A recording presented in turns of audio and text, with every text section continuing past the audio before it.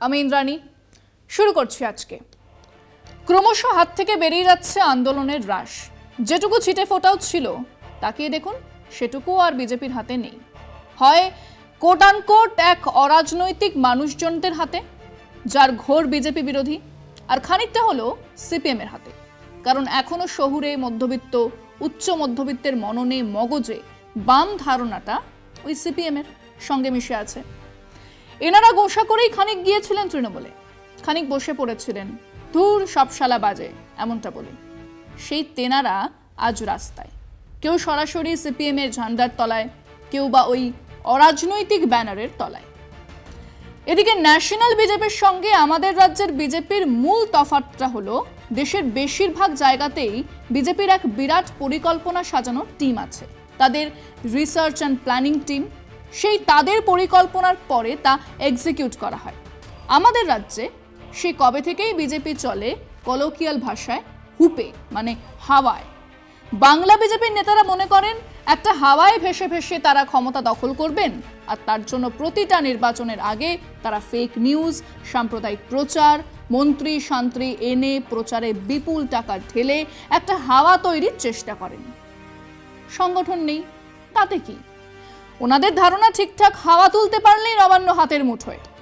সমস্যা হলো না সেই হাওয়া উঠেছে, না ওরা ক্ষমতা দখলে সামান্য দক্ষতা দেখাতে পেরেছেন। সেই বিজেপি আবার ভেবে গেছে এসে গেছে গদি একেবারে হাতের মুঠোয়, দলের ওপরে ভরসা নেই। খুব ভালো করে জানেন ছাত্র যুবকরা ডাকলেও আসবে না, তাই অরাজনৈতিক ছাত্র সমাজের নাম করে মাঠে নামলেন, ব্যর্থ। বন্ধ ডাকলেন, ব্যর্থ। এখন মরিয়া বিজেপি, বা বলা ভালো শুভেন্দু অধিকারী, যার আম ছালা দুটোই গেছে, তিনি এখন কাপালিকের মতো বলি চান, লাশ চাইছেন। সেটাই আমাদের বিষয় আজকে। লাশ চাই, লাশ চাই কাপালিক শুভেন্দুর।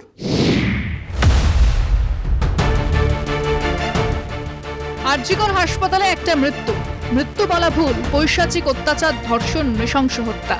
একটা রক্তাক্ত লাশ, মা বাবার চোখের জল, হাহাকার। গোটা দেশ বিচার চাইছে ধর্ষণ মুক্ত রাষ্ট্র। কিন্তু আরেকটা দিকে অন্য ছবি, এই লাশকে হাতিয়ার করেই চলছে রাজনৈতিক খেলা। আর সেই খেলার ক্যাপ্টেন আমাদের বিরোধী দল নেতা শুভেন্দু অধিকারী। বাংলার মাটিতে গুঁড়ি শক্ত করতে চাইছেন তিনি, ঘাসফুল ছিঁড়ে ফোটাতে চাইছেন পদ্ম। কিন্তু তিনি বোধহয় বুঝতে পারছেন না এই লাশকে শরিক করে গুঁড়ি শক্ত করা তো দূর, চারা গাছটাও করতে পারেননি তিনি। এই কাপালিককে চায় না ছাত্র সমাজ, এই কাপালিককে চায় না সাধারণ মানুষ। ফাঁকা আওয়াজ, হাওয়ায় ভাসানো প্রতিশ্রুতি। আর কতদিন? আরজিকরের মৃত্যুকে কেন্দ্র করে চারিদিকে আওয়াজ উঠছে, প্রতিধ্বনিত হচ্ছে উই ওয়ান্ট জাস্টিস। বিজেপিও সেই আন্দোলনের ঘুড়ির লাটাই রাখতে চেয়েছিল নিজের হাতে। প্রথমে যাও বা সুতোটা ধরতে পেরেছিল, পরে সেই সুতো হাত থেকে বেরিয়ে যায়।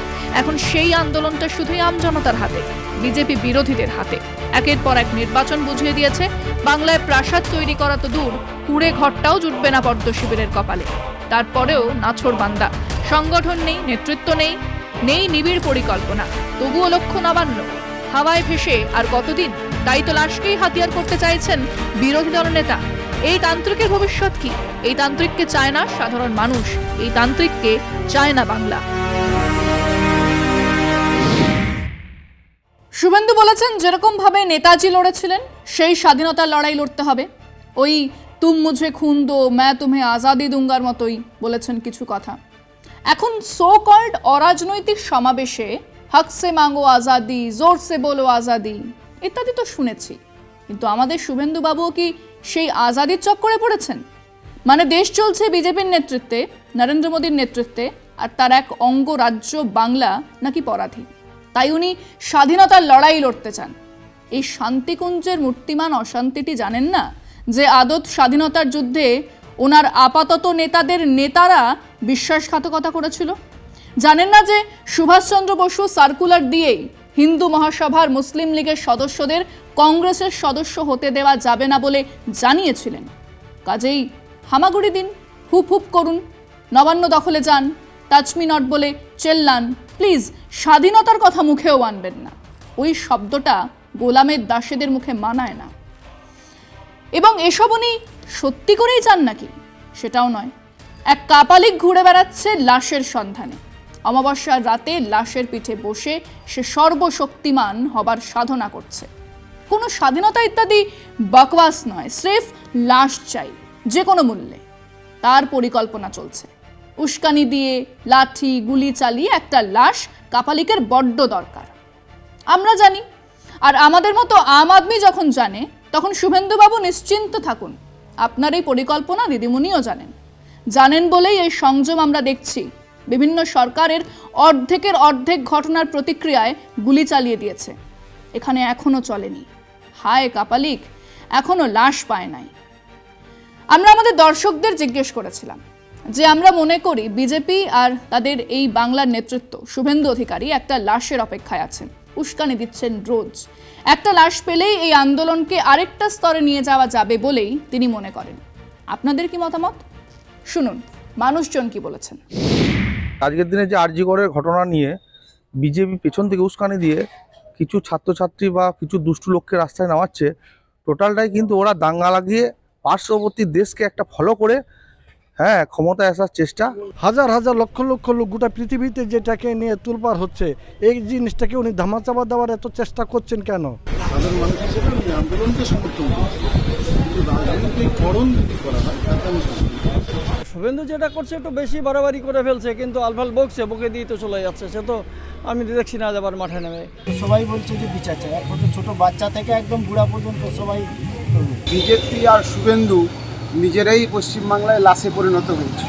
তাদের নতুন করে লাশ কি তাই একটা চক্রান্ত সৃষ্টি করছে, একটা চাওয়াজ ছড়ানোর চেষ্টা করছে, যাতে বাংলাকে কুলসিত করে বাংলার বদনাম করা যায়, মমতা বন্দ্যোপাধ্যায়ের বদনাম করা যায়। প্রত্যেকটা নির্বাচনে যখন মানুষের ভোটে তারা পরাস্ত হয়েছে, তাই তারা ভাবছে এই লাশের রাজনীতির মধ্য দিয়ে পশ্চিমবঙ্গের ক্ষমতা ধরার চেষ্টা করছে। অপ্রীতিকর এবং একটা কোনো মানুষের মৃত্যু, কারুর লাশ, কারু আহত ব্যক্তি, তাদেরকে নিয়ে আবার পুনরায় রাজনীতির ময়দানে থাকবে, এটি হচ্ছে ওদের মূল উদ্দেশ্য। যাতে দোষীদের নির্দিষ্ট শনাক্ত করে যত তাড়াতাড়ি সম্ভব শাস্তি দেওয়া হয় তার প্রয়োজন। যে নির্যাতিতার বাবা মা এবং পশ্চিমবঙ্গের মানুষ ওই ঘটনার শুভেচ্ছা পাবে। দেখুন, বিজেপির নেতারা বা শুভেন্দু অধিকারী ছো মেরে বসে আছে যে কখন পশ্চিমবাংলায় একটা লাশ পড়বে বা কোনো দাঙ্গা লাগবে, সেই জিনিসটাকে নিয়ে কিভাবে রাজনীতি করবে। আরজিকর কাণ্ডের ন্যায় বিচারের পরিবর্তে এখন চেয়ার দখলের লড়াই চলছে। সেই চেয়ার দখলের জন্য উনি লাশের রাজনীতি করছেন। তবে সে স্বপ্ন দিবা স্বপ্নই থাকবে, কোনোদিন সার্থক হবে না। যে অন্যায় হয়েছে তারা যাতে শাস্তি পায়, সেখানে লাশের কোনো ব্যাপার নেই, ডেড বডির কোনো ব্যাপার নেই। সাধারণ মানুষদের একটাই দাবি, যেন দোষীদের শাস্তি হয় বা ফাঁসি চায়। এক নৃশংস ধর্ষণ আর হত্যা আজ এই বাংলার রাজনৈতিক মাঠের দখল নিয়েছে, বা এরকম ভাবেও বলা যায় যে এক রাজনীতি দখল নিয়েছে তিলোত্তমার রাশের। এমনটা নতুনও নয়। রাজনৈতিক দল তো লাশ, গুলি, রক্তমাখা সিঁড়ি বেয়ে ক্ষমতায় বসে। আজই বা হঠাৎ তার বত্তায় হবে কেন? কিন্তু এই ঘটনায় যে অসংখ্য সাধারণ মানুষ নেমেছেন পথে, তাদের পবিত্র ক্রোধ, তাদের পবিত্র প্রতিবাদ এই লাশ খুঁজে বেড়ানো তান্ত্রিকদের চিনে ফেলে, এবারেও চিনে ফেলেছে। বাংলার মাটিতে এই লাশ ঘাঁটা তান্ত্রিকদের কোনো জায়গা নেই। আজকে এ পর্যন্তই। দেখতে থাকুন কলকাতা টিভি, রাত দিন 7 দিন।